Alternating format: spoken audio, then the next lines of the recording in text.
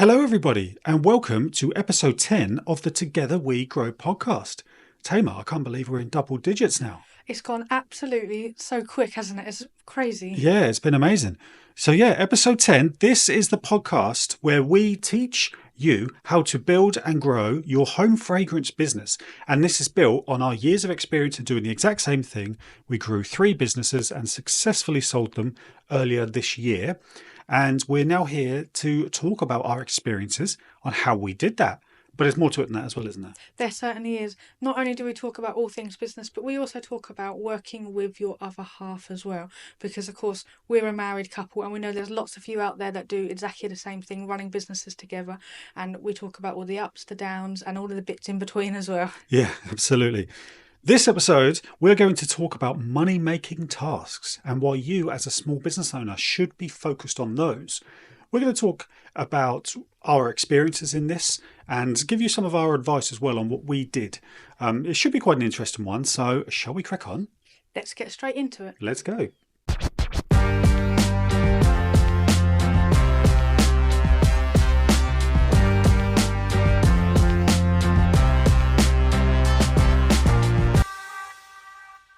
Episode 10. That's come around really fast, hasn't it? It has. So that means we've been doing this for 10 weeks now then. Yeah, and we're getting some good feedback. We seem to be getting more and more listeners.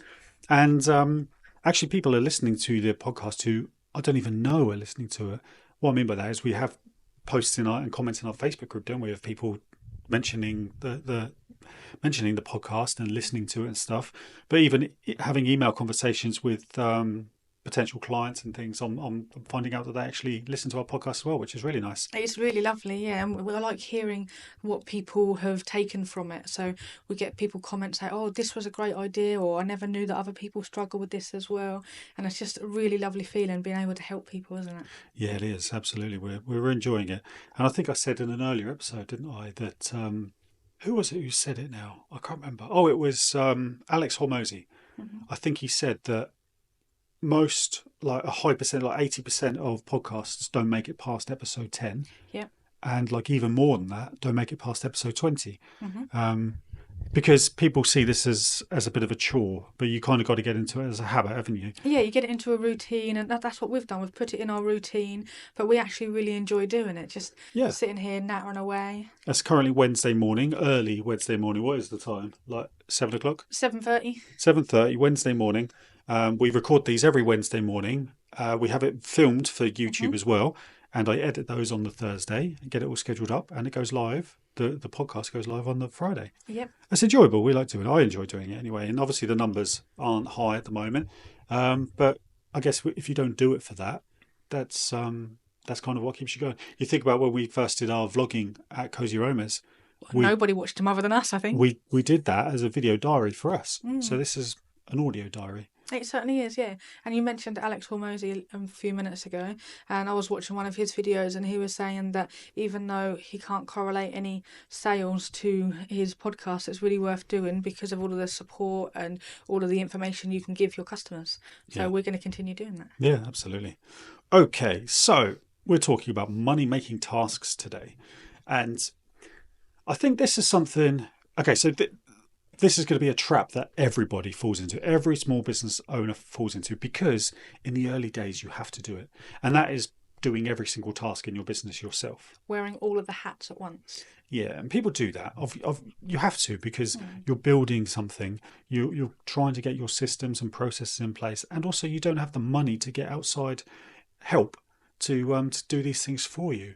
But I guess what we're going to try and cover here are the reasons why you need to do that. And in fact, sometimes it's better. In fact, I think it always is better to actually pay outside help, pay for help out, get people to help External you help. Even before you actually pay yourself a full wage. Yeah. To a certain extent, because once you've got that external help and you've got these tasks that are being dealt with without you having to worry about it, it frees you up to actually grow your business exponentially. And therefore focus on the money making tasks. Exactly, which means you can drive more profit through the business, which means you can earn more money quicker than what you would if you were trying to do everything. And also it causes burnout, doesn't it? Burnout is never fun. And when you are trying to do too much all at once, it is something that the majority of business owners do go through, a burnout, because you're trying to juggle everything, and you've also still got life as well. You've got your family to look after, you've got your house to run, so it can easily pile on top of you. So if you can get some of these tasks that you don't have to do taken away, it can free up your time for you to use it smarter. Yeah, exactly. And one of the things that you should really get out of your business as soon as possible, and this is a lesson I learned, and it was an expensive lesson to be honest, is bookkeeping. Yes. Now, in this industry, home fragrance, you are going to have many transactions in your business, and they're all going to be small transactions. These are going to be through your website, they're going to be at market events, all of that kind of stuff. And you have to have an accountancy platform, accountancy piece of software like Xero or QuickBooks or something like that, where all of these transactions come into, are recorded, and they are reconciled against bank transactions. Okay, that's what you do. And unless you have a lot of experience in bookkeeping, which some people might do, they might be bookkeepers or accountants or something like this, I can almost guarantee you're doing it wrong if you're doing it yourself. It takes time to do because every transaction you have to record. But the reason why I say that is because when you record a sale, let's say you sell something for £10, that's recorded in your accountancy software as a £10 sale. But the money that hits your bank account is probably going to be something like £9.80 because you have the card processing fees. And so it's difficult to reconcile that, and you need to work and you need to ensure that you're doing that properly. And that's just a little thing, but you don't want to be messing around doing that kind of stuff. You're trying to grow your business. You don't want to be pulling your hair out in the evenings or whenever you're doing it, trying to reconcile bank accounts. This is stuff, bookkeeping is stuff that has to be 100% accurate, because ultimately this is what's going to show your profit and loss and the health of your business. And if it's wrong, it's giving you the wrong picture of your business, and therefore you're probably not going to be making informed decisions correctly. No, because if your data is wrong, you can't be making the right decisions, because you're making your decisions based on that data, aren't you? Exactly. So, that's falling at hurdle number one almost, isn't it? Exactly. And we did this for over a year. I did this myself, thinking I was doing it right. I was running reports, thinking, okay, everything's going wonderful here. We had an accountant on board, and we were paying them a monthly fee, but that was to look after our personal tax returns and the end of year accounts and all that kind of stuff for the company. I was doing the bookkeeping, I was running the monthly profit and loss, which, by the way, is something you should always run for your business, no matter how big or small you are. You always need to have a monthly profit and loss. Right at the beginning, you'd always print out our profits and loss, wouldn't you, every single month, and we'd sit down together and we'd go through it, and right from the beginning, didn't we? Yeah. It's a very important routine to get into. That's it, yeah. But from the bookkeeping point of view, I was doing this for about a year, and it got to the point where it's just taking a lot of time. So I spoke to the accountant about it. They decided they were going to do it for us, and they charged a couple £100 a month or something like that additional to do this. Actually, I think it was actually quite a lot more than that, because we were getting quite a lot of transactions come through. But I didn't realise this, but for that whole year that I was doing it myself, I was doing it completely wrong, which meant that they had to run all these different reports through Shopify, through our bank. They had to pretty much backdate everything and do it all again. And that was very expensive. Mm-hmm. Yeah. I can't remember how much it was, but it was a few £1,000s for us to correct. And that was my mistake, because I thought I knew what I was doing, but I wasn't. You don't want to fall into that trap. No. You don't want to do it because you need to market your business, not track money. So hire a bookkeeper. Now, you don't have to do this through your accountants. If you go online and search for freelance bookkeeper, you'll be able to get them for £20 an hour probably, and probably 2 hours a week in the early days. 1 or 2 hours a week maximum is all you're going to need from this person. And they will keep it all running for you. And you can say to them you want them to do all of your bookkeeping and then provide you with a monthly profit and loss statement. And then you can start making decisions from that. That is then completely off your plate. That is something you should do, because that's not a money-making task, and that's what we're talking about today, because that frees you up to work on money-making tasks, such as speaking with potential wholesale clients, crafting your next campaign, working out what products you're going to launch next, things that actually generate money into your business. That's what you need to be focusing on. That's the most important part, isn't it? Making sure that you get your business out there, that you have these conversations, that you're Yeah. doing all of these things, so that if you have your bookkeeping taken care of, that 2 hours a week, it might not sound like a huge amount of time, but it really is a huge amount of time, isn't it? Yeah, it is. In terms of business, you work that out. That's a lot of hours over the course of the year. So that's what you should do. And if you're listening to this and you're relating to what I'm saying because you are going into your account software and reconciling and things, look for a freelance accountant. At least put inquiries out there to see how much it's going to cost you and work it out if you can afford it. I would make sure you do your best to afford it because the hours you get back, you can earn more money from that time. So that's something that was a big lesson, really. That one, wasn't it? It was, yeah. So you should always do that. And then aside from that, you've then got your production and dispatch and all of the warehouse stuff. Now you got to think about it. These are not money making tasks, are they? No, they're not. They're definitely not. No, because all you're doing is making products and sending them to people. That doesn't make money. That is fulfilling orders that you've already made. Okay? So this might sound a bit Almost odd to, backwards, it sounds backwards, but sometimes. it's not money making tasks. Money making tasks are things that you are doing that will result in money putting into your bank account. Such as marketing. Marketing, advertising, Facebook ads, all of that good stuff. Getting out there, networking with people, all these things that could drive the needle 1% a day to make more money. That's what you want to do in business, That's isn't what it? it's about. So, of course, in the early days, you are not going to be hiring people to help you in production or dispatch. But when you are getting to a point where you think, actually, I'm really doing some stuff here now, and this is growing and this is working well, and you feel like you are working on your products and dispatch more than what you are on actually marketing and growing your business, that right there is the time to hire in some help to help you make products and dispatch orders. It could be part-time, couldn't it? It could be, yeah. So it could be that you only need like a couple of days a week Yeah. into production and dispatch, and but freeing up those couple of days a week is going to be a huge help. Yeah, well, dispatch you should be doing every day. Yeah. Assume you're getting orders every day, which if you're thinking about hiring people, then you will be. But production, this is where you can really alter the processes in your business, and you might be able to trim that down to maybe 3 days a week of solid production. You have someone come in who's just working in production for those days, part time, and then you are fulfilling orders. So first thing in the morning, you are packing up your orders that came in overnight.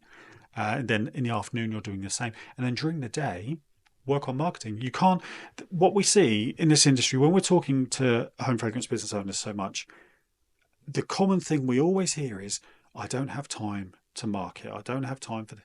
It's what you should be saying is, I don't have time to make these products because I'm marketing so much, and then get someone in to help you make the products. Otherwise, if you don't do that, you are always going to be making your products and dispatching orders full time and then just posting the odd post in the evening when you're sat on the sofa thinking that's you doing your marketing. That will be your life because you won't grow it properly. And eventually, because you're not nurturing your customer base, your customers will start falling off. And then at some point, you're going to end up with lots and lots of stock because you've been continuing to make these products, but nobody to sell them to because you're not keeping your foot on the gas and keeping up with all of your marketing and trying new things and keep implementing changes to your marketing routine because you're not dedicating the time to it properly. Exactly, yeah. And that's what you need to do. Um, you really need to switch your attention to be the person that is driving the business forward, not the person that is constantly making products all the time. You can get in help. I mean, it is a minimum wage job. That is what it is. So you can get part-time help, and there will be people that just want a part-time job to fit between school hours or whatever, or someone who is semi-retired that just wants to do a couple of days of work a week. They will come in, they will help you. It's an easy job. They will love it. We've had both of those type of people come in, and our preference was full time just because of sort of where we were heading. But part time at the beginning would be absolutely perfect, and that's absolutely what you should do, isn't it? It definitely is. I remember when we first hired into production, it got you completely out of the warehouse and in the Yeah, office, didn't it? So you could really focus on that's the true. marketing. That's a real good point actually. Where it was Tamer and myself working full time on everything, Yep. so production, dispatch, the lot, everything. And then it got to a point where we were getting busy, and it's what a lot of people do is either just take on more themselves or try to Try get, to lighten the load and spread it a bit. yeah, or but try and hire companies to do their marketing for them or something like this. Nobody can sell your business better than you can. That's a fact. Whether you agree with that or not, it's true because it's your life. So you will do everything possible to make sales. Nobody cares as much as you do as your Exactly. own business owner. We hired, it was Paige, our first employee, into our business full time, and she was in production. She was Yeah. pouring wax melts, labeling, making products all day, every day. I was mainly doing production and dispatch. Tamer was doing the same. What that meant was Tamer then moved over to dispatch with a little bit of production and obviously doing the product development, stuff like this. Paige was making all the products and getting them all ready to basically on the shelves. And then I pretty much moved straight away into looking after all of our customers and growing the business, dedicating time, the time it needs and deserves on creating content, creating email flows, setting up campaigns, and mastering Facebook ads and really sort of driving the business forward. And that is when you started to really grow. When you've got someone in house who is constantly focusing on growing the business, that's when things really start to scale up and It become good. certainly is, because you can see everything as it's happening, and you can adjust everything as needed. You can get up to date content really quickly, and everything else, production and dispatch wise, is still happening and is just ticking along still as it should be. Yeah, absolutely. And you'll get people listening to this, and we've seen this in our Facebook group, haven't we, the Home Fragrance Academy community, that people don't want to hire people. Yeah, And some I people are get it. scared of it. The recent news here in the UK is that basically businesses are just going to be taxed more for hiring people. So I get it. People are scared about it. There's tax. Can you afford it? All of this kind of stuff. Some people don't want to take that risk, which I absolutely get. That you just have to accept that your business will be you making products, dispatching products, and hopefully finding some time for marketing and growing that way. It will stay that kind of size, and you might be happy with that, and that is perfect. That's brilliant. I'm very happy for you. That's ultimately what you're doing here. Everyone just really wants to be happy in life, don't they? Yeah, life's too short, isn't it? Not everybody wants to grow a big business and employ people. Some people just want to have something small, which is just them. That's what we're doing here with the Home Fragrance Academy. Yeah. We don't want to build a big business, do we? We want to have it just us. We've done that side of things. We've hired lots of people and built something quite substantial. We're now just trying to have it as us. So we get it, and if that's what you want to do, then absolutely hats off to you. That is wonderful. And I think you should just carry on as you are. But then what you need to do is just try and make yourself as productive as possible and use tools and resources that are available and technology to help take that sort of manual stuff away from you a little bit. So it frees up a little bit of time, Yeah. but in a smart way, doesn't it? So without having to spend loads and loads of money on hiring people and any of that stress. Exactly. So that leads me on to the next point, really, which is using software to help free up your time so you can focus more on the money making stuff. So some of the obvious ones that people would have heard of are social media and scheduling tools like Later or There's Buffer, Hootsuite, Zoho. all of these ones where you can connect all of your social media accounts to it, and you can sit there on a Sunday afternoon and schedule up all of your content for the week. Then you haven't got to worry about your content going out because it's just being done. It's going out on all of the different platforms at all different times, whatever you want to do. That's the sort of thing that means that you haven't got to work on posting during that week. It's done. Frees your time up. You're using software to help you free your time up to work on other things. And I know some of the platforms, I'm not sure if every single one of them do, but some of the platforms, I know Later and Buffer do, you can actually schedule stories for Instagram on them as well. Yeah. And if you link your Facebook and your Instagram accounts together, you post on your Instagram story, it will go over onto your Facebook story at the same time as well. There you go. Post on both at the same time. That's something you never used to be able to do, actually, is automatically post stories. Yeah. These are just image-based stories, aren't they? Yeah. So you have to create your graphics in Canva or something like that. You can put videos on. Oh yeah, videos as well. So like if you've had a reel that you've put up that did quite well, you can put that on your story as well. So you can do all that kind of stuff. So that's an example of using software to free your time up. Another one is email automations. I talk about that a lot. Just emails in general.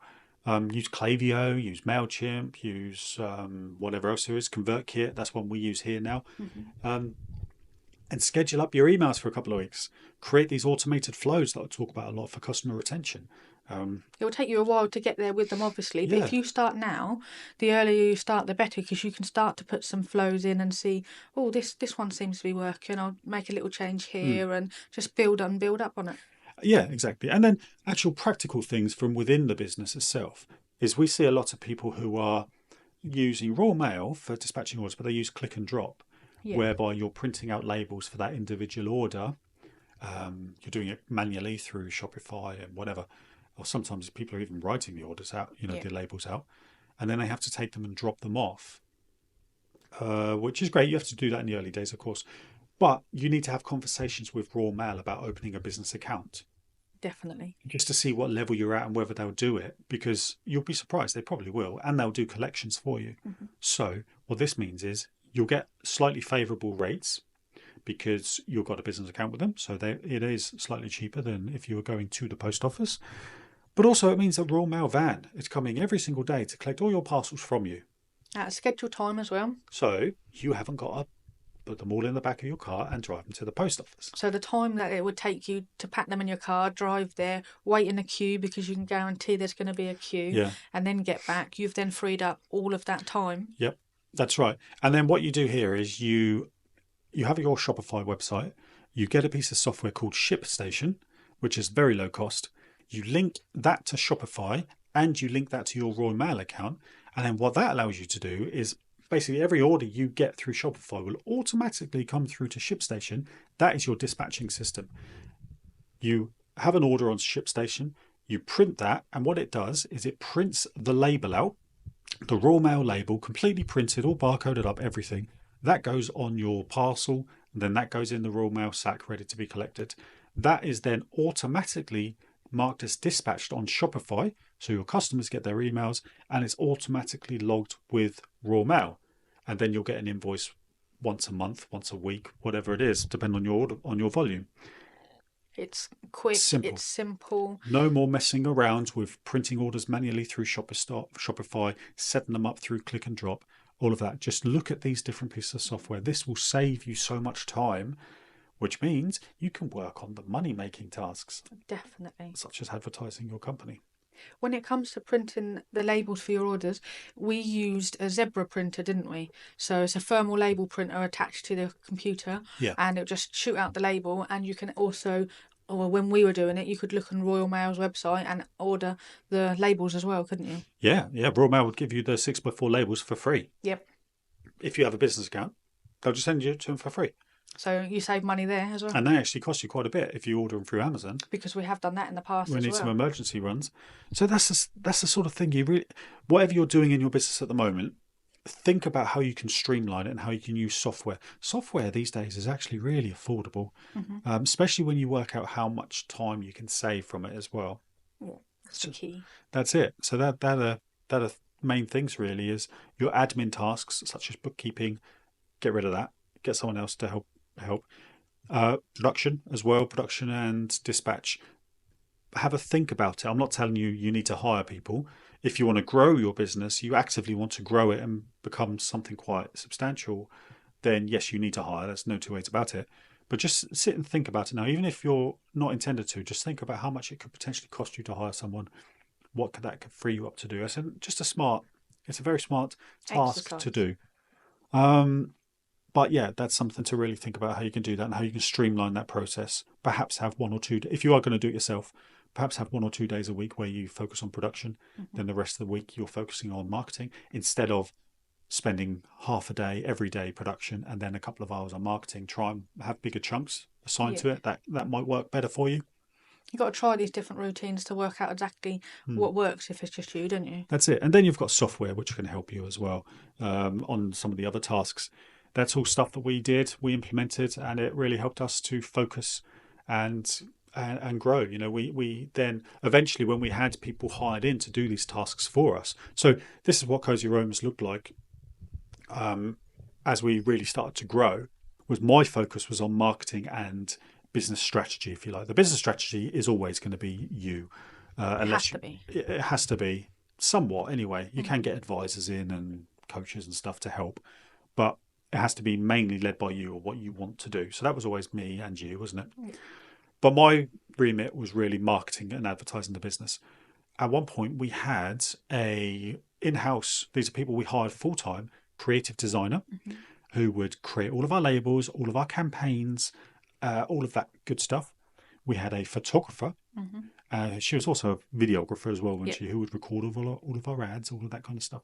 We had and she'd take all of the beautiful photos, and just, she was really good. Yeah. We had a full-time Facebook ads person. He didn't last too long. He was only with us for a couple of months, really, wasn't he? It was performance related. Quite black and white, really, with Facebook ads. Is it working or not? Yeah. And I found out actually I was more efficient if I sort of worked on it myself, really.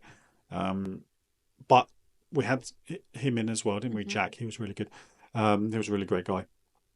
Not too great at Facebook ads, but that was my fault because I didn't vet him enough. Basically, it was my fault, not him. It was just he was doing it as more of a hobby initially. I don't want to speak bad of him because I don't mean that at all. It's he was very good at doing it as a hobby, but when it came to building a brand, a big brand, it's a very different process, isn't different it? process. And he was running all of the ads, and then we had a social media content manager as well who was creating all of the posts. So it was like a proper hive of It activity. was, wasn't yeah. it? So, but I was still heavily involved in marketing because I was the one working out the strategy and what we were going to do, and these were the people that were actually doing the hands-on tasks, which basically all of those things that they were doing was what I would do before. So it's freeing my time up to work on the money-making stuff, which is the strategy in the future, and working out the audiences we're going to target, how we're going to target them, and then briefing these guys to then create the content and do everything for that. That's kind of, and that worked really well, didn't it? It really did, and it was just really lovely to have the people all sort of working together on campaigns, and they'd take your strategy and they'd be like, okay, how can we implement this? How can we make this advert look different or stand out compared to this brand and that brand? And it was a really lovely sort of atmosphere to be around, wasn't it? Yeah, exactly. They bounced off each other, lovely. That's it. And then more recent, one of the more recent hires was Lindsay. Yeah. We love Lindsay, don't we? Lindsay is fab. And we know Lindsay listens to these podcasts, don't she? So a little shout out to Lindsay. She Who does. does a Hello, wonderful Lindsay. job. Who does a wonderful job. You are very much appreciated, even still by us, and we don't work with you Definitely. anymore. When we originally hired Lindsay, her role was admin assistant. So she would look after our customers, but that wasn't really a full-time job at the time. But she was also there to help assist, mainly me, but it was also you and Nathan as well on admin tasks. So it's the stuff that I found myself doing a lot of, which wasn't money-making tasks. So for Craft HQ, we used to give people free CLP labels. So every morning I would spend an hour or so getting all of that sorted out, all of the CLP labels and all that kind of stuff sorted out and printed out, ready to go. That straight away went over to Lindsay. And cataloguing tasks. Yeah. So we'd get a list of things in that need to go into a spreadsheet. That's a task that either of us would have done before. Yeah. And that's a task that we then passed over to her because it isn't a money-making task. That's right. But it's very important to do. And the monthly subscription boxes that went out, it was me on the first, or at the beginning of the month, that would organise all of the labels, get them all printed out and scheduled up and stuff. And that used to take quite a while to do. That went over to Lindsay, and Lindsay freed up so much time, which then you could focus on these more higher level tasks. And she freed up time for all three of us, didn't she? Exactly. So, and that's another thing as well, is when you get to a point as well, if you need some kind of assistant, it might seem a bit pretentious thinking that you need an assistant, but actually you do, because there's all of these different tasks that need doing. That it frees you up to focus on these higher level things, the strategy, the marketing, getting customers. It's just things to think about, I think, as you go through your business journey. That's the journey we went through. It is the exact journey that we went through, and we were hiring people into roles like that we'd never actually thought that we'd need to hire, like admin assistant and things like that. But as you grow and as you see things changing, you need to sort of sit down and adapt and work out how better to free your time up. Yeah. And what roles you need to have there available to be able to do that. Yeah, that's right. So I guess that's really the focus of this podcast, is think about in your business areas in which you could free up your time to work on stuff that actually moves the needle and actually generates more business, more customers, more orders, more money, more profit, and see where you can get help. Help doesn't always come in the form of hiring people. No, sometimes it's just using software, or it could be, like you said at the beginning, a couple of hours a week for a freelancer for Yeah, something. that's it. If you're designing labels, get a freelance designer. They'll do a better job than you. Yeah, They'll do a better job than you, and it frees up your time to work on the other bits. It exactly. doesn't have to cost you a fortune either. Go to places like upwork.com. Mhm. I would only recommend that kind of platform where you've got freelancers from around the world for doing design work and things like that. Bookkeeping, I would always recommend getting a UK based person who has experience in doing bookkeeping and accounts and is qualified. That's very important. Otherwise, they could easily mess things up if they are not fully trained. There we have it. That's us talking about money making tasks. And there's quite a lot of them. There are quite a lot of things that we covered there, actually, to be honest. I hope that gives you some food for thought anyway. Yeah, And you'll sit there and think about what you can do. how you can streamline and how you That's can what it add in is. processes to make your life easier and less stressful, because Exactly. we've been through every single one of those stresses as well Yeah, ourselves. sometimes we find ourselves like during the day. I remember this very well, and this because it was only recently. It was only like last year, where you're so busy, but you're busy doing stuff that you shouldn't be doing, Yeah, or no, well, yeah, you shouldn't be doing because you've got people. We've hired people to do that for us, but I found myself doing it. It's just that kind of stuff. You really need to trust these people and hand over. That's how you'll be. If we did that earlier and we were better at hiring those people, I think we would have grown even quicker or even bigger. bigger. Definitely. Yeah. Well, before we sign off, I've got a couple of bits in my little segment to do today. Yes. So, my quote of the week this time is, "If you fell down yesterday, stand up today." I quite like that. That was said by H.G. Wells. So I quite like that because it makes me think when you have a bad day one day, something goes wrong, or something just doesn't happen as you expect it to, and then you get up the next morning and start, right, today is a new day. You need to focus on something new, on how you're going to improve. Yeah. Don't let the bad times of yesterday affect you negatively today. Yeah, Basically. take each day Yeah, as that's an a good quote. individual day. That's a good quote. I've suffered with that before, but actually, when I go for a walk with Willow in the mornings now, I do psych myself up for that day. So Sort of run through what you've got to yeah, do this day and exactly. how you're going to That's be a good able to do quote. it. And you've got Yeah. a shout out of the week. Yeah, and I've got a shout out. So my shout out goes to Steve from Salt and Blossoms. So they launched their website on Saturday, and it's a beautiful looking website. They've done fantastic work with their photography as well. They ran their pre-launch campaign, and I had a little cheeky look through the website this morning, and they've actually sold out of some of their wax melts and candles as well, which is Fantastic. absolutely fantastic. So congratulations, Steve. If you want to have a look, head over to saltandblossom.com. Yeah, well done, guys. That is great news. We love it when people launch their business and they're starting to get sales and stuff. That is wonderful. Nothing fills us with joy more than seeing other business owners have a bit of success. We do love that, don't we? We We genuinely do, love that. yeah. So that leads me on to the next point, which is Which is, if you are not a member of the Home Fragrance Academy, why not? you need to be, don't you? Definitely. Head over to homefragrance.academy and you'll see our membership there. When you become a member, you get access to all of our courses. There's 6 of them on there at the moment. You get access to one-to-one, or you get access to live coaching events.